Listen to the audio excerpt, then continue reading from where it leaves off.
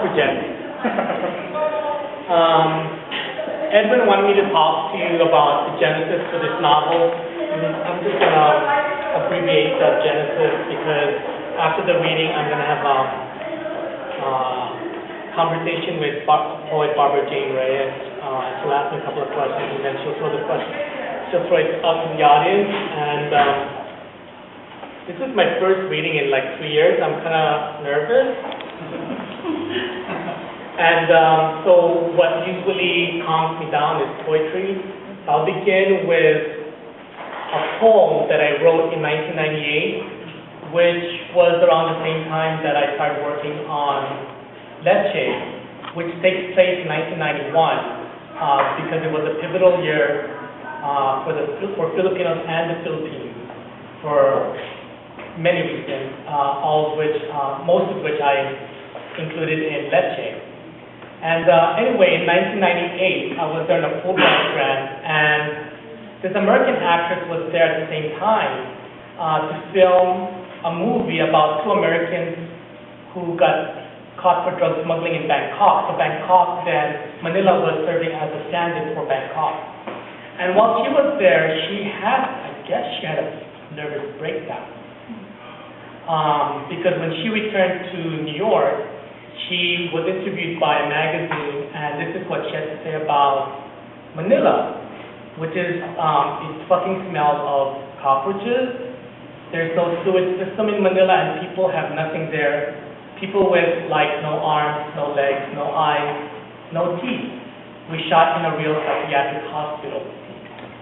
So she inspired me to write this poem. And around the same time that I started working on Leche, and so I wrote this poem for her called A Letter to Claire Danes from a Fan in Manila. Dear Claire, it is ghastly indeed, this city crowded with cockroaches and people who walk without legs, drive long chrome-plated coffins without arms, and stare imperiously at you without eyes. Not to mention squatters sleeping on stilts, island panhandlers, again without arms and legs, highway beggars, again without eyes and hair, and sidewalk dwellers whose walls are painted with huge signs reminding people not to dump trash, piss, shit. By the way, how was San Francisco?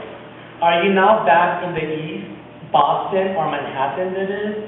I am forever still in Manila, writing you with much concern because the city mayor has called an emergency meeting to ban the showing of all your movies, including Les Miserables. The papers and glossy fashion magazines are christening you unknown, uncouth, uncultured, unconscious. Word has it that Brooke Shields is here too, gambling at Heritage Casino on Rojas with fishermen and politicians. Is it true? Is she with Andre? Are they still together? But what you said about the city of roaches and missing extremities are bold impressions I cannot hold against you. For first-time travelers from first-world countries all undergo cultural seizures here.